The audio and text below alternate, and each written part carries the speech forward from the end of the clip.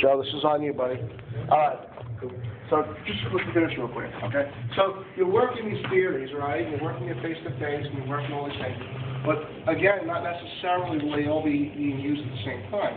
But those are maybe the three categories. So you're working your face-to-face theory now because you're facing your mirror, you're in your position, and you're sitting there and you're looking at your target, which is you. But are you really doing face-to-face theory or center line theory? More center line. You're working your center line, so I'm keeping my center line on you. But what is center line?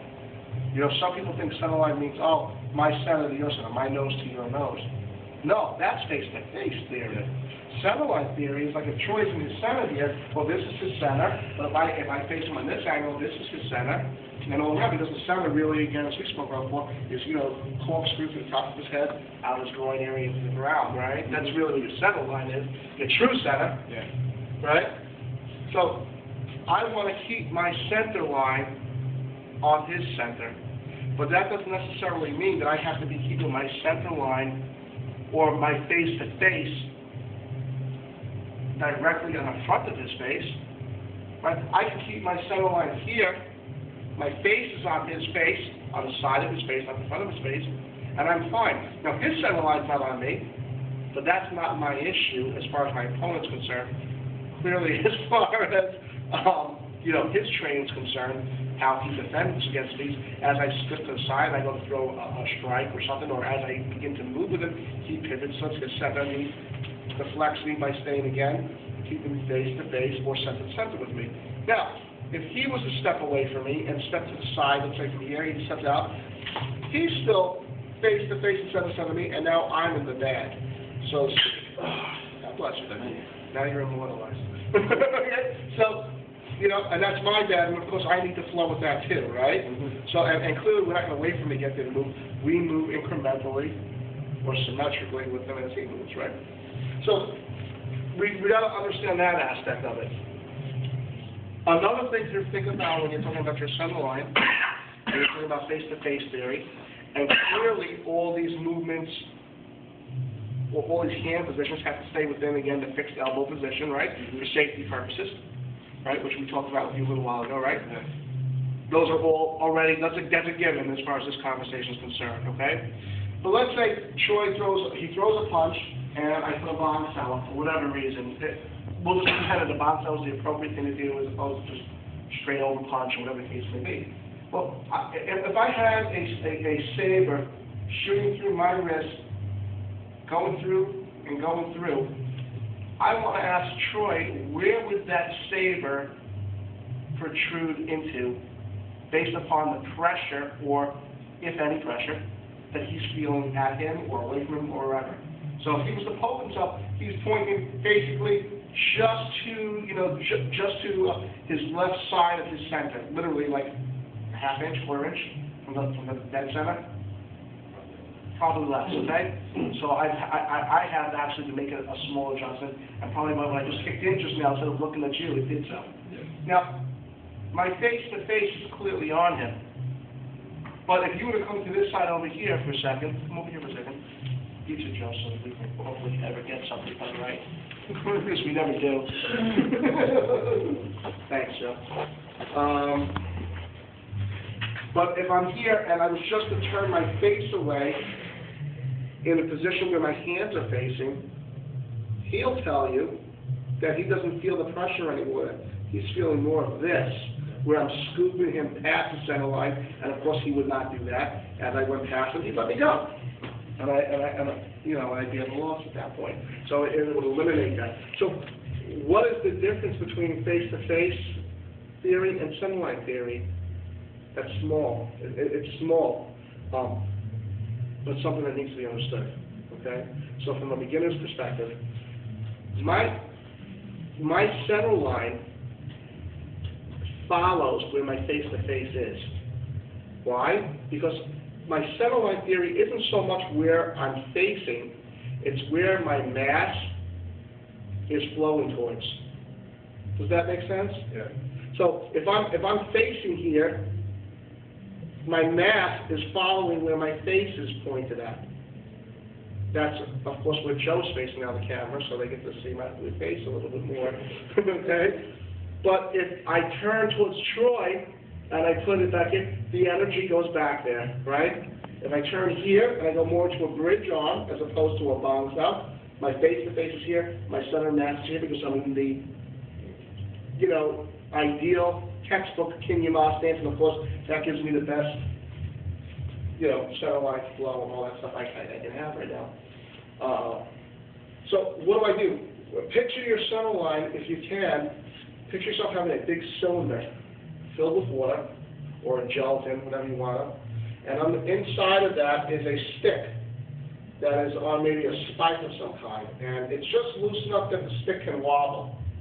And if I had that down in water and I slightly slanted it or shifted it, the stick would obviously flow in the direction of the slant, right? If I shifted it back, it would right, you know, straighten up, okay? So think of it the same way. If I'm here again with Troy in this bounce out position, and I am now taking my center of mass in line with my face-to-face theory, well, now my center of mass is facing in symmetry with my face. But if I do this, I turn my face here, and I push this way, now I have really an improper energy, because my center line is not following my mass of energy, or rather, my mass of energy is not following my face-to-face theory. I'm tripping myself up here. Okay? That's incorrect. Does that make sense? Yeah. It's incorrect because now I have two things in two different positions. I'm spreading myself thin as opposed to taking everything and pushing it forward. Right? And that's not making a triangle, that's making an arc. If you think about it, right? So we're always trying to do that. Now the reason I say this, I'm going to say this part, is your face-to-face theory trumps center line theory. And the only reason I say that is because center line, or your mass of weight being shifted, follows the face. I don't move my mass and then my face follows it. Like I don't do this. You know? But rather, I face and then my body moves forward. Point in case, the guy who tripped into the door frame the other day, I use the word trip literally, okay? He tripped into the door frame because when I shoved his head in that direction, his head moved and his body followed. Why? Because the head controls the mass of the body, right? Wherever your head goes, your body follows. Does that not make sense now, why that happens? So when you're doing your form, when you're doing your drills, and you're doing all these things, and it seems like that you're repeating yourself over and over again, the question you need to be asking yourself is, what am I practicing at this time? Am I just doing the run-of-the-mill stepping and walking and all that stuff? If you are every single time, after month to month to month, you are going to become melancholy, have no meaning, and of course get bored, and eventually say, this isn't for me. Yeah. I would.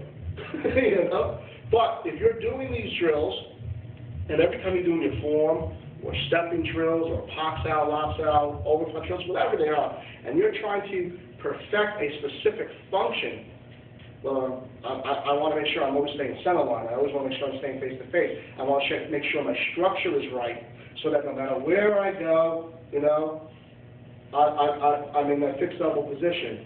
Whether I'm here, and then I check, oh, I'm still in that position, you know? Whatever it is, you need to be pulling something out that you are going to perfect that day. Okay.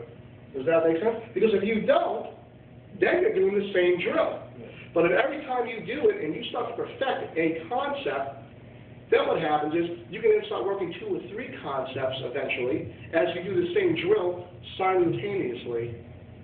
And now the drill is not, I'm just doing a step.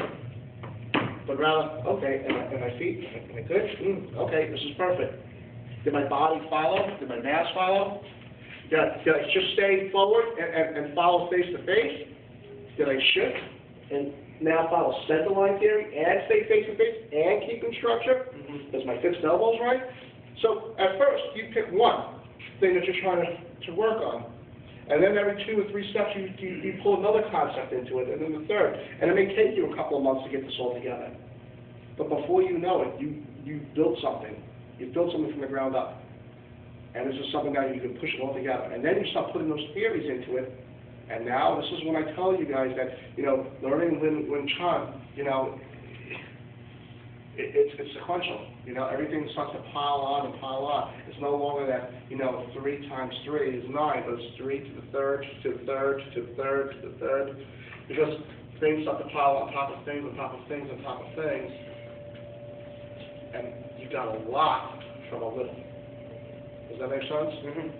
So you got to start doing that, otherwise you're going to start to find no meaning or no usefulness to what you're doing, and then that's the shame. The people who can get past that, those are the people who get to where Troy's at, where John is at, where Steve is headed towards, you know, where Don is clearly at, you know, and other people like that, you know, where these guys are headed, and Joe's finally starting to catch that too. All right? So work your drills all the time, but work them with a different emphasis every time. Even when you do your form. You know, we're not doing form face-to-face theory, or rather center-line theory. Our hand is moving on the center by default, because that's where our face is facing. But if I shifted my face this way and shifted my weight this way and I kept my hand here, that would clearly be wrong, because my hand is no longer in my center. So when we do our form, our hand is following our face-to-face theory. It's following centerline theory, but we don't know why. So it's following it by default, but we don't really understand why until we have this type of conversation. All right? All right. That's what I want.